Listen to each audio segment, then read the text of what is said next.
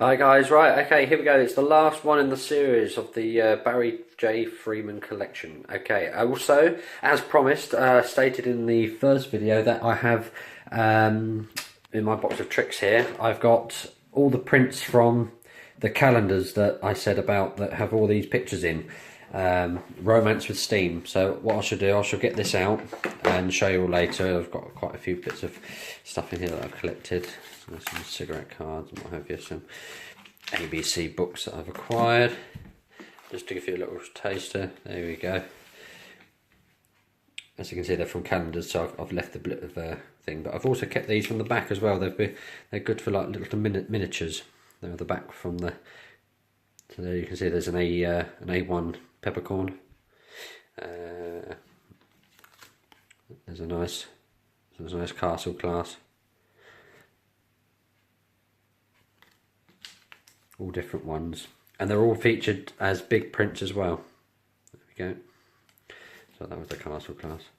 But yeah, okay, so I shall get these out and I'll show you these after we've done the review. So yeah, let's have a look at the box set.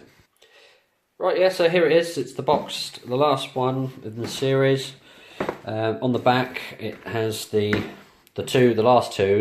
These were the last in the two series. We've already done the Duchess at Carlisle, so yeah, this one.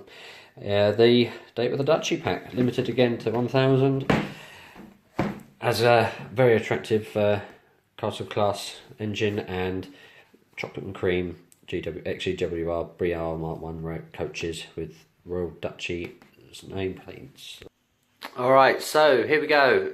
The lot to get through this one, a bit more to talk about. So, right, a date with the Duchy. This was one of the last ones to be released, and I'll explain in how you'll know why. But first of all, get on with the usual stuff. Standard box, again with the maintenance sheet. Lovely piece of authentication. 716 this time.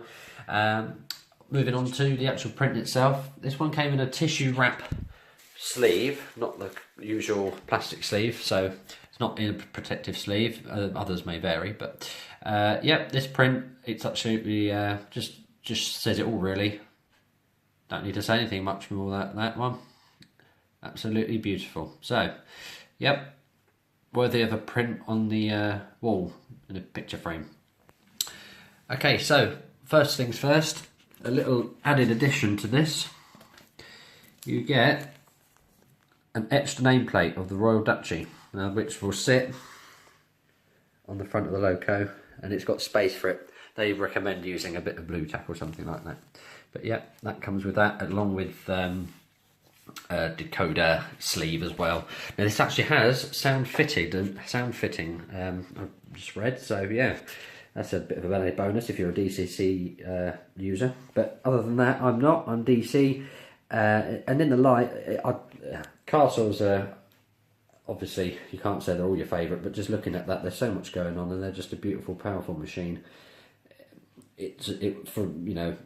Along with it was well in front of the A4s and the Coronation Scots. They all caught on after the engineer moved away from GWR, and his designs and the power of his locos just were the top speed machines of their day, and you just have to look at them to realise why. I'll come back to the loco in a second. I'll just move over to the rolling stock. Ordinary BR Mark 1s with the Royal Duchy coat on there, and they're just pretty basic ordinary coaches. They don't have sprung buffers, but they've got the nameplate on there. They are very attractive design. They've got a lot of extra features inside as well. You have got the option, if you want to, you can actually put lighting in it, because these come off, and you could put lighting in the tops using one of those Train Tech coach lighting effect kits that you can buy for about £20. Yeah, so the coaches themselves, they are pretty desirable, and they are fitting, and they blend in with the loco and the scene, and many people do a GWR themed layout. So yeah, one for the GWR people to have. Okay, I'm a bit excited about the fact that this loco, its detail is out this world. Coach wants to travel.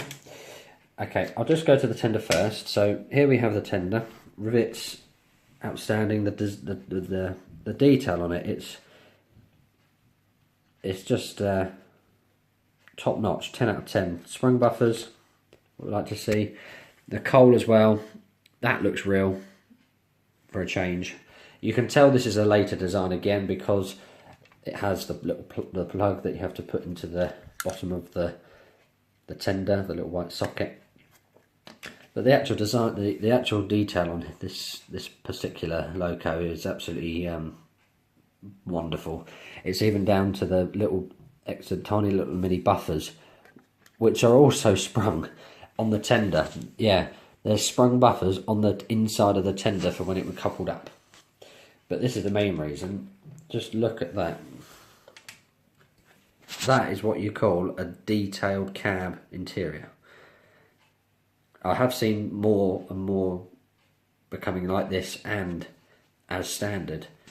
But when this was released, this was new, this was fresh. I mean, I'm getting really close in here and you can see the little numbers on the dials. Well, the indentations of numbers. You can see the valve gear, the red gear lever up there, the regulator. Even the glass little water gauges up there. Absolutely beautiful. So, absolutely 10 out of 10 for that. I can't fault it. When you do take this out of the box, just be wary. It does come with these two little rods that are screwed into the base. It's just to hold it in the box. So just use those with a small screwdriver, and you should be all right. But just be wary about taking that out. Just to give a little bit of history on it, about the painting, and the loco itself. What with it being the Royal Duchy train being pulled, these exciting steam train excursions have departed from Bristol, Temple Meads, Yatton, Taunton to Devon and Cornwall. The Royal Duchy was a train of service of the yesteryear, and in the trains of today it still follows the same route. So it's not only a train that survives all the way from GWR, BR, right up to modern day present GWR, for First Great Western as it used to be known as. So yeah, it still survives today and follows the same route down to Cornwall. One of the two Royal Duchies in England that still do it. The spectacular journey includes running beside the sea at Dawlish and services in steep inclines to the South Down banks and the South Devon banks.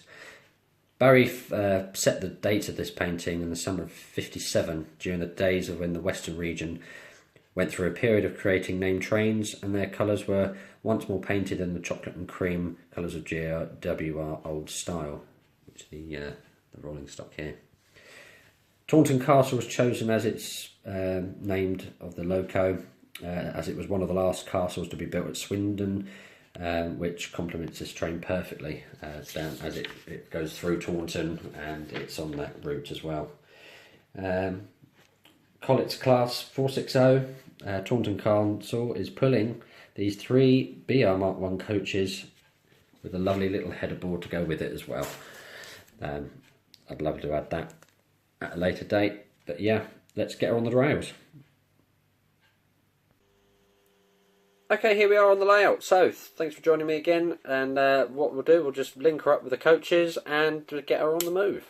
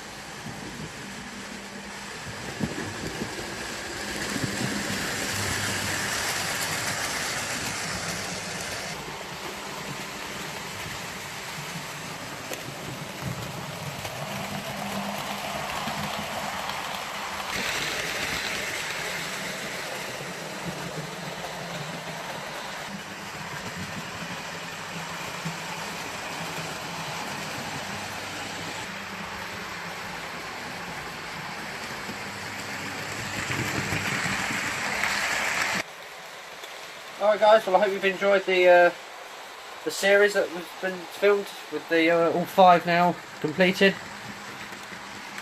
Finishing up here with Taunton Castle.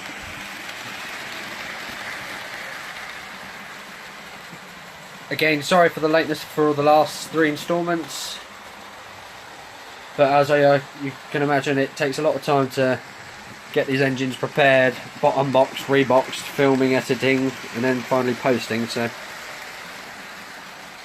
I'll just leave you with one final shot of her pulling up. She's very smooth at stopping.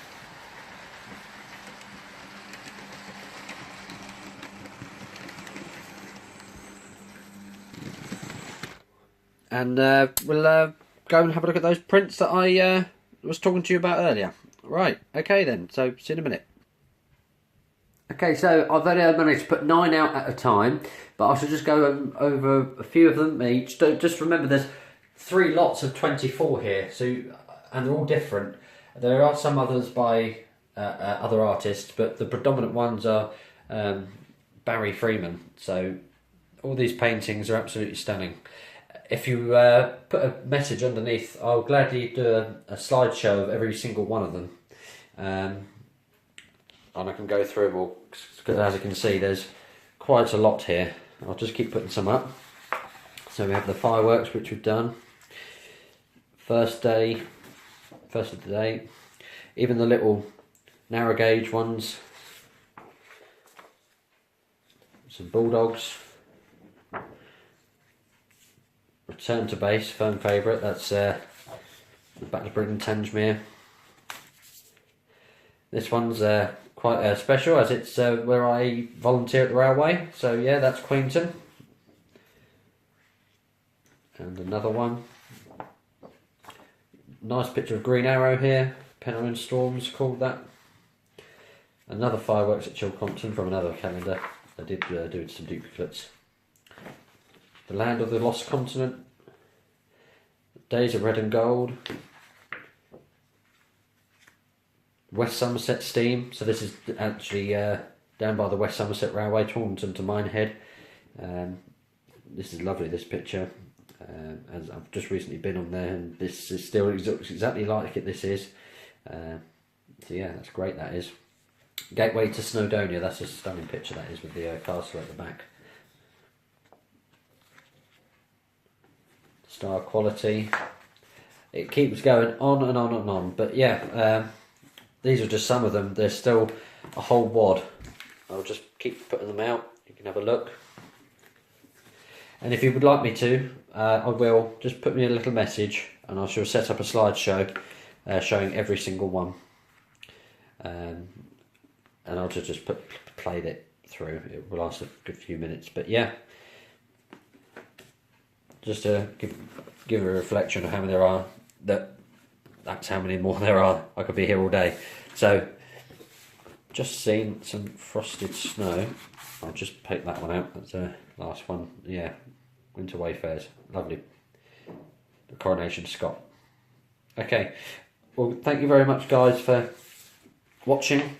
I hope you enjoyed this little last segment to round off the series with all his pictures and paintings. Yeah, so I look forward to seeing you next time when I'll be doing a few more reviews. Okay, so have a lovely Christmas. Take care. God bless. Bye-bye.